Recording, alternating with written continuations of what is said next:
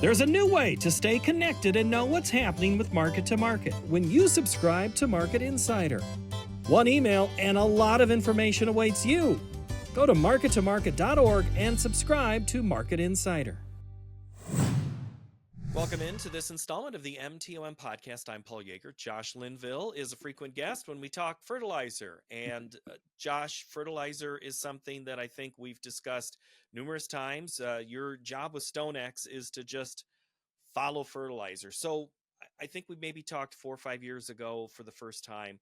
In that 5 years since COVID, have we finally gone back to quote unquote normal, or will there ever be normal again? That's the problem. It's been so long, I'm not even sure what normal is anymore. I've got to go deep into the records to figure out what that is. But I would say no. Unfortunately, when you look around the world, and I'm going to set potash aside. Potash, when you look at it, it's actually decently valued. I'm not going to say good because I don't want to have the mob with pitchforks and torches coming down to get me. But potash is the closest thing to normal that we have. But when you look at a lot of the nitrogen prices, when you look at the phosphates and things, they're all still very, very high priced versus themselves. They're all still very, very high priced versus grains. And the scary thing is, to your point, started talking 5 years ago. We're talking summer of 2020. Those are some of the best values that we've seen across a lot of the matrix that we look at it from. We're nowhere near that. And I know that's what a lot of people are sitting there upset about. They're looking at the input side and saying these are all incredibly high. Look at the grain side and say this is all incredibly low. This is a bad part of the equation to be in. Well, since it's been, you mentioned 2020, I'm pretty sure everybody who's come on market over the years has said, well, farmers might just have to reduce fertilizer. That's always said out loud. Nobody's really done that, have they?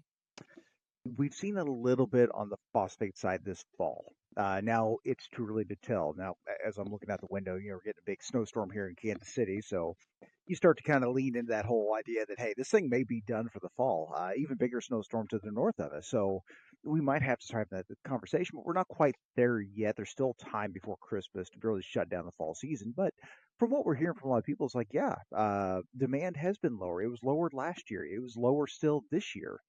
And a lot of that has to do with just the lack of the supply. That phosphate market has truly tried to push buyers to scale back, to look at alternatives, to mine the soil.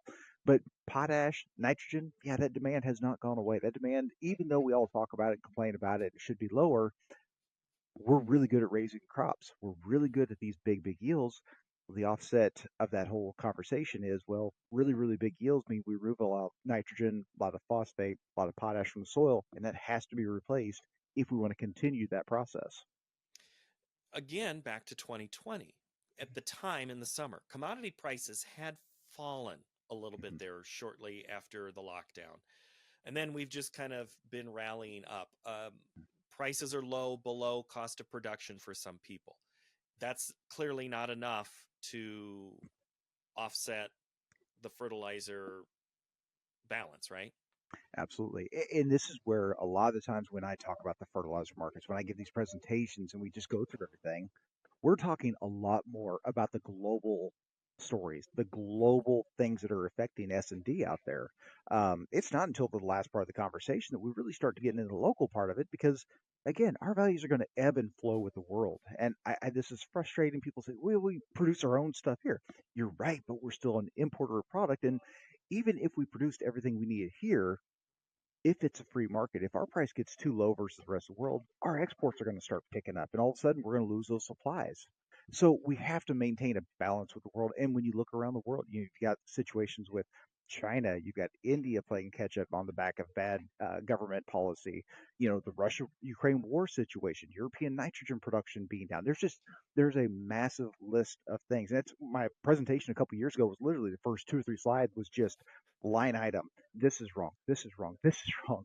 And we've solved a lot of it, but there's still some of those big, big items that are sitting out there. Are those the big items you just mentioned? Russia, Ukraine, Russia, India, Ukraine is still a China? very, very big one. Yeah, those are usually the highlights in a lot of my conversations. Yeah, that hasn't changed. No, And what's going to make that change? hopefully time. India's been doing better. In fact, they've just wrapped up a little bit of a purchase tender here. It looks like they'll be sitting good on urea. They've gotten ahead on phosphate.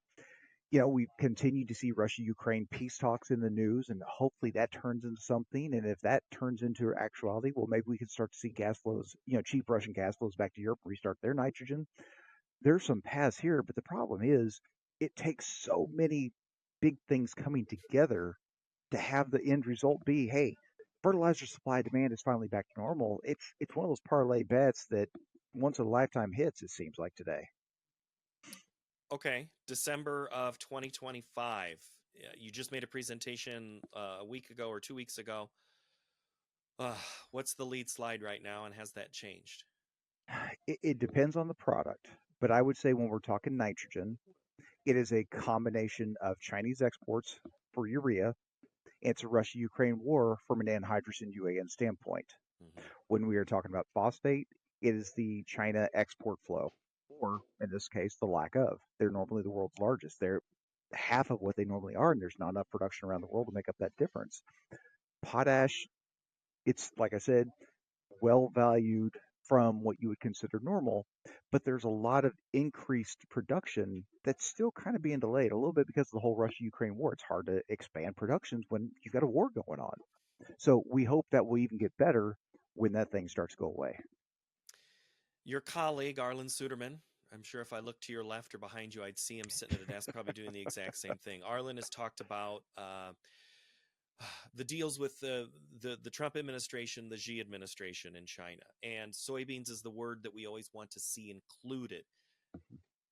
I know it to you, yes, fertilizer, you want to see it included. Have we seen fertilizer included in any of these discussions in trade talks between these two nations? No, it has not. Unfortunately, when it comes to fertilizer, that is a completely different conversation than anything that we've been seeing on the grain side.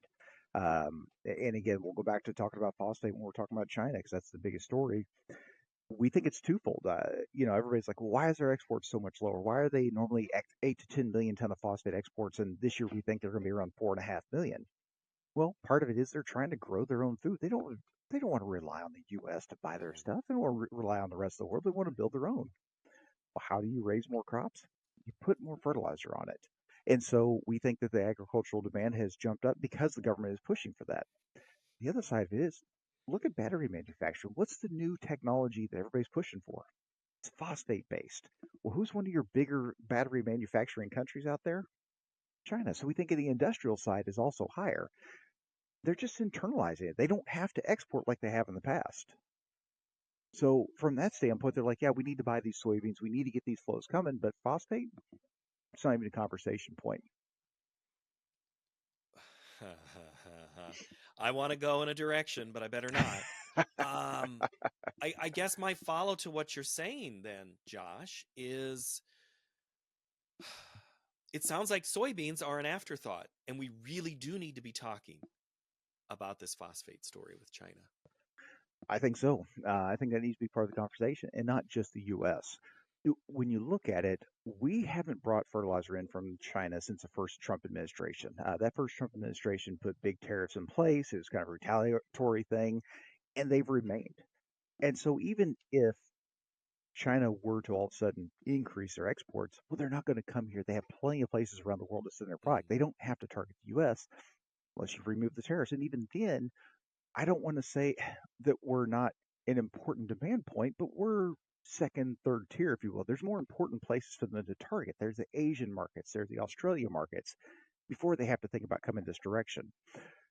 What the thing that would truly help is if the entire world would press on China and say, listen, guys, we need these exports. We need these to pick up because if they increase those exports from, let's just say, 4.5 million to 9 million, yeah, maybe we don't get that direct offset. Maybe they don't send those tons directly here, but adding 4.5 million tons to the global supply, that impacts prices around the world. It doesn't matter where you farm. It doesn't matter where in the world you're listening to this from. It's going to affect your prices in a positive light, in a lower price situation. Okay, let me go back to the first thing quick, and we'll come back to that. So the tariffs have lost their effectiveness in this story, the tariff side of it. We have, from a U.S. standpoint, Yeah. from everything we can understand, the Trump administration has come out and said, for the most part, fertilizers are no longer a part of these tariff rates, these tariff wars that we've got against the world. We're back to free flowing markets. Okay. We do not think it goes back to stuff that they did in the first term. We haven't heard anything in terms of China, but a lot of these other ones that were just recently placed after the second term started up, this is where we think that fertilizer was removed from the equation. Okay. So then go to the China perspective then. You don't really just like the American farmer, any administration wants the American farmer to do well. China's going to want their phosphorus companies to do well. So why would they lower prices unless the market absolutely collapses? It's one of those situations, though. We are looking at ours from a free market point of view. Right. China's not free market. China's, they're communists. They are going, and the same reason why they started to slow down their phosphate and they started to slow down their urea exports, because when they started to see all these things happen around the world and prices started to skyrocket and inventories got tight, well, they being the commie nation stepped up and said, wait a minute, we need to take care of our own people. Shut down these exports. It accomplishes two goals. Number one, we've got more than enough supply for our own people, so we don't have to worry about it versus the rest of the world. And it lowers our farmers' prices more competitive with the rest of the world. So it's a different approach to markets. We are free markets. You import, you export, except for the tariffs and all that stuff that we've had. It's not exactly free market, but China has a different way of doing business. They're looking at it from a 10, 20, 30-year plan. We're looking at from, well, what's going to happen next week? Right. And that becomes the challenge of the two nations and the way markets are viewed. And then India's kind of in the middle. Yes, and then you've got India, whose farmers don't really see all this global volatility. They're the biggest democracy in the world, but their farmers get their fertilizer prices set at a very low level. Well, that's well below world replacement, and so nobody in their right mind would ever bring product in. So the government has to subsidize that difference between the global price and that farmer price. And that's one of the things where the government kind of stepped in their approach here over, say, the last year and a half. They got way behind on stockpiles because they were slow to respond to a bullish market. But yeah, they're a weird mix as well. Not everybody in the world operates the same as we do here. Right. It, some countries have taken what we've done and they've taken it for their own uses, and we've taken a few things from other countries, and it's a kind of a hodgepodge. We at least have that with the free market system that we have. Yes. Okay, so if the president would take as much interest in the fertilizer market as he has the beef market, does that keep you up at night at all, Josh, if something like that would happen? Yeah, I'm not a fan of government intervention in free markets. I'm a big believer in the free market. It will figure itself out. Give it time. The problem is the government approach to this has been, well, okay, let's send some subsidy payments. I am cool with that because a lot of this farmer hurt that we're seeing, it's because of these tariffs. It's because of economic policy. And they've been, bearing the brunt of this entire thing. There needs to be help. There needs to be something to get through this year, to get through next year. But at the end of the day, free markets will figure themselves out. But that's just not the world we're living in today. Not with the fights we've got going on. Not with the way some of these other nations are acting. And again, back to Arlen, I always say, StoneX has such a good pulse on global things. Your people that are in China, your people that are in Brazil. Let's talk about South America then. What is their story, and how are they impacted by some of the same things as we compete with that Brazilian farmer in soybeans specifically? They're kind of dealing with some of the same stuff. They're looking at a lot of these fertilizer prices and saying this doesn't make a lot of sense. Now, we look at it from a very price specific point of view. We look at the number and we say, well, that's high or that's low. They will look at, let's take Brazil, for example. And this is where a lot of our ratio conversations come from, is just kind of lending it from those guys. They look at the value between them. They're sitting there saying, I don't care what the price is. I'm looking at the relationship between the fertilizer and the grain. How many bushels do I have to spend on that fertilizer? And nitrogen is what it is, potash is what it is, but phosphate, we've seen some cutbacks there as well, where they're saying this price is very, very high. If I can get through a season here without putting it on, or even a limited application rate, I'm going to do that because this value is on the upper tier. We're talking top 10, top 15% of highest ratio values ever. Well, this is when I need to be scaling back. And Mm. once we get back to a point where all of a sudden it's a decent value again, I'll start to resupply that phosphate back to the soil. So then all of a sudden, the market starts to react if the United States and Brazil are both cutting back in their use. That reduces the demand. Am I following along in the economics 101 class here? Yes, absolutely. This has been a global situation, places around the world that are subject to these free markets out there, the free flow and pricing have seen a lot of that demand fall back because they're looking at it and just saying, I cannot afford to do this.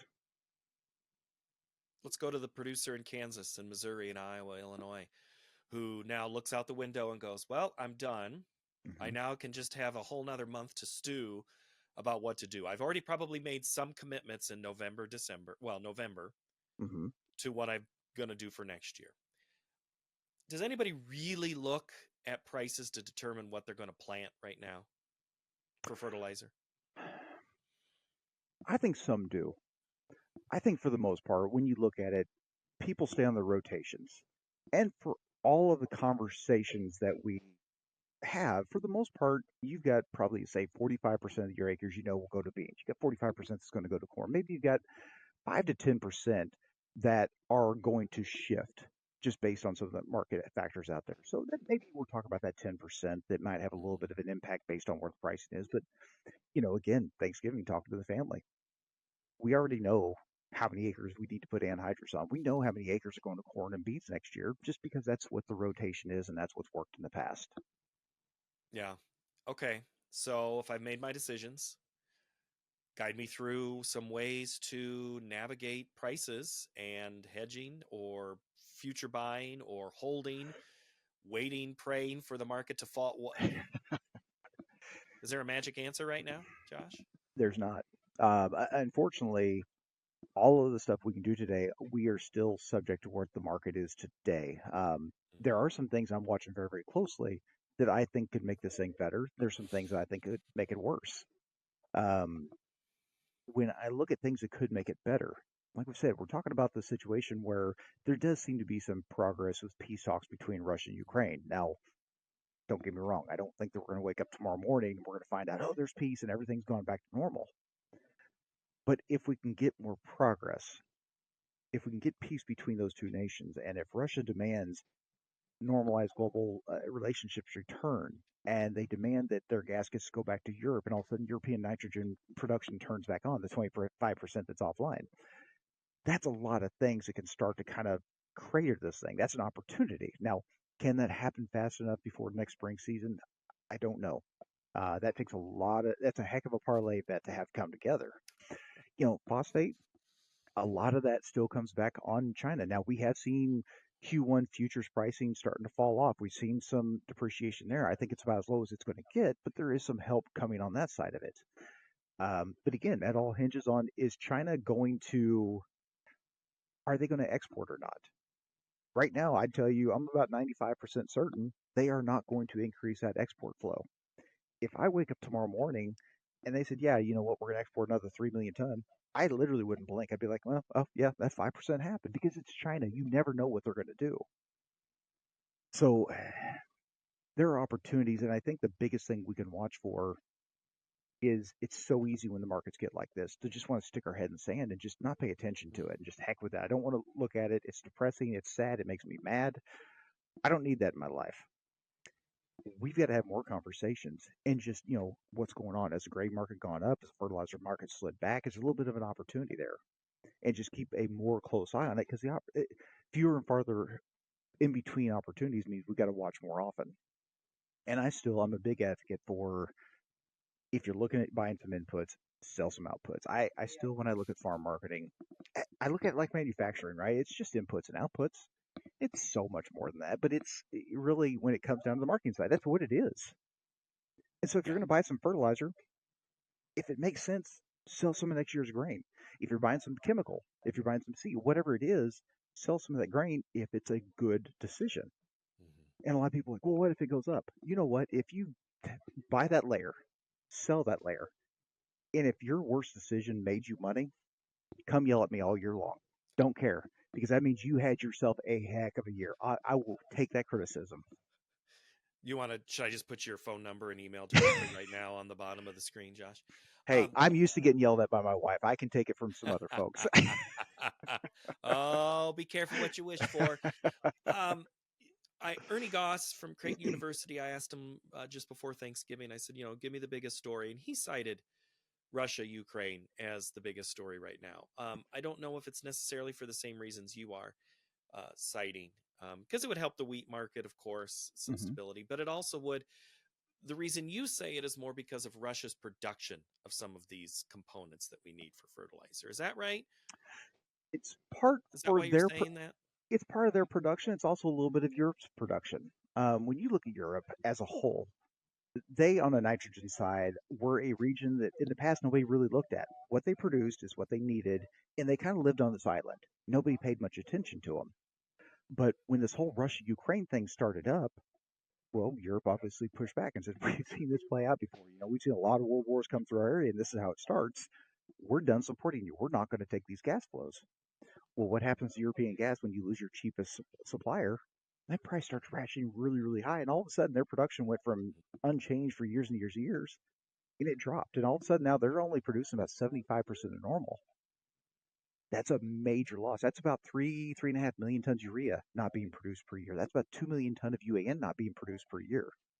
They are a big importer, a big demand point that's not normal by any stretch of the means.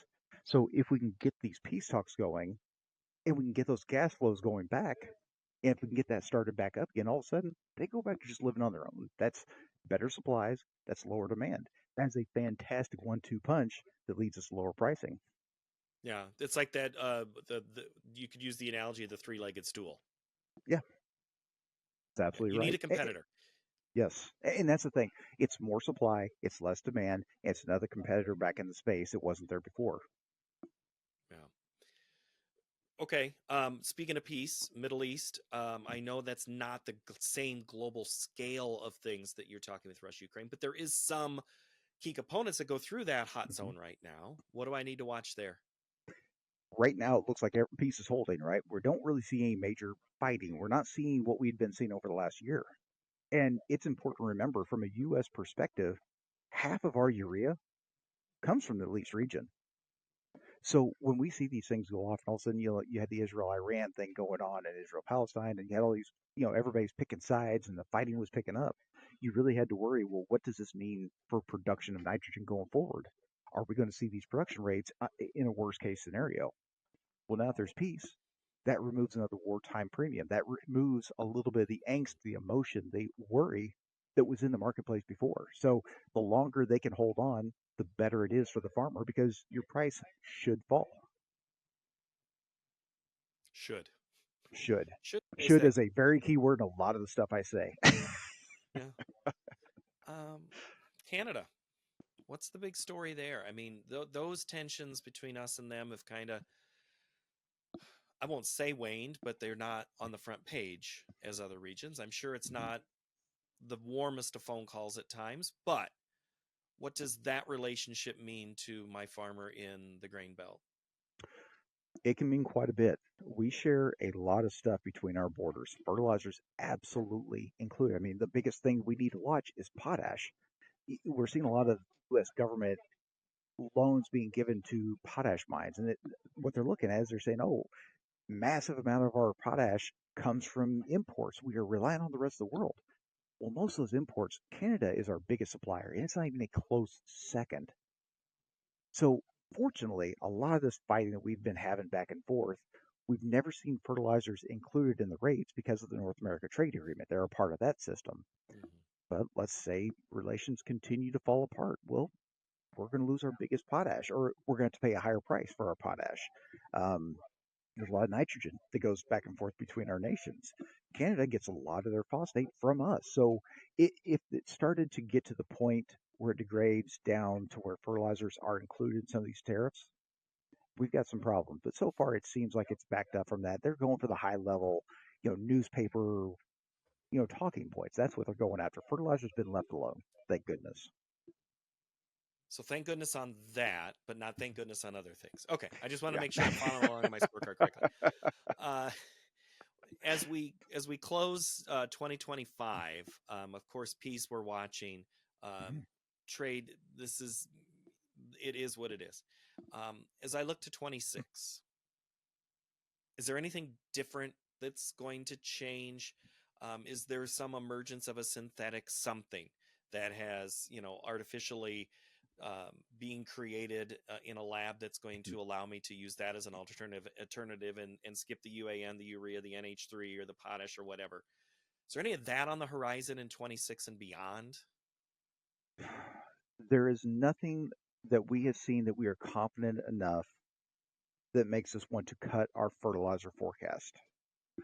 I'm not saying that there isn't something out there that doesn't fit the bill, but a lot of the stuff that we've seen is like, well, this releases more of the phosphate, the potash, the nitrogen from the soil. And that's great. I was like, but unfortunately, don't you still have to replace those? Hmm. Yes, eventually. And hey, listen, sometimes when you get some of these prices, let's take phosphate, for example, if it can get enough to the plant and give you a year to where maybe this thing starts to correct lower, maybe that's all we need. But I've not seen anything that doesn't end with, yes, you still have to replace that nutrient that you drew out of the soil. You were just allowed to draw more out of there. But again, I'm not privy to all the information out Yeah. there. Maybe there is something we've missed, but like I said, we have kept our S&D globally unchanged because we've not seen anything that's like bang the gong. This is it. This is the game changer. But what if, I doubt it, in 26, it could be Hmm. 27, less acres are planted all of a sudden Hmm. for various reasons. It's not just fertilizer and inputs, but it's just Right. profitability. Hmm. That's still something. That's in the algebra, right? Absolutely. It's still something we're watching for 2026.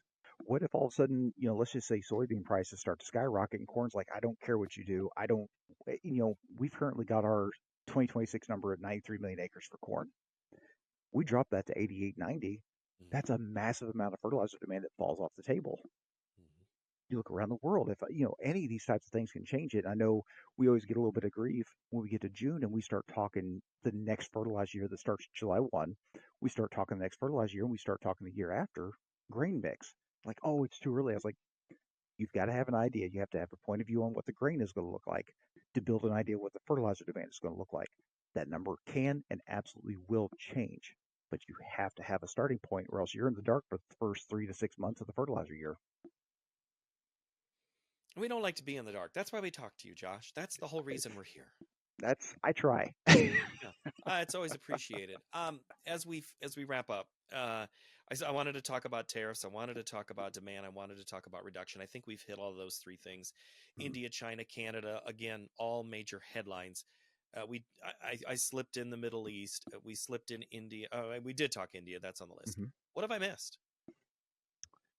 Really, at this point, one of the big things I think, and I'm going to talk more from a local level, is the value chain, the logistics, that differential. I spent a lot of time talking about NOLA, New Orleans, Louisiana, and because that's our biggest liquid market. That's basic. NOLA is to fertilizer as Chicago is to corn. Hmm. And a lot of people would be like, well, I don't buy my stuff in NOLA. You're right. And you don't sell your grain to Chicago. You sell it locally. And that's where a lot of these conversations need to be had. But when you look at how the farmer has been set up, very high input prices, very low output prices, a very bad relationship. What is the reaction?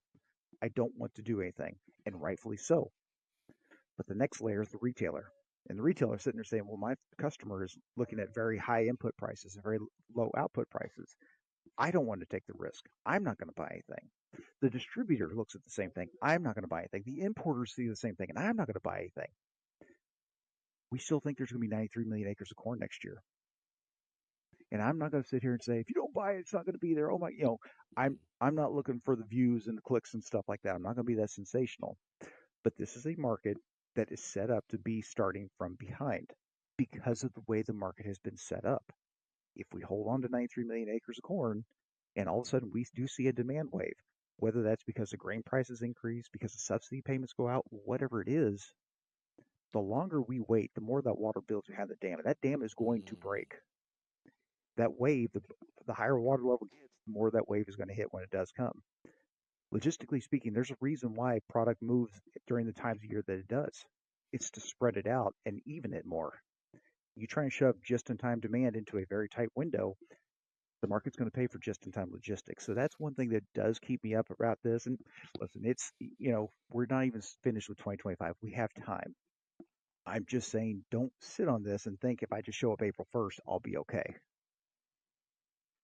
Well, it's like the producer who tried to buy plastic bags to Mm-hmm. put grain on the ground in August, and there was only one piece of plastic left in all of North America. I mean, it can happen. Right? Yeah. That's a legitimate thing.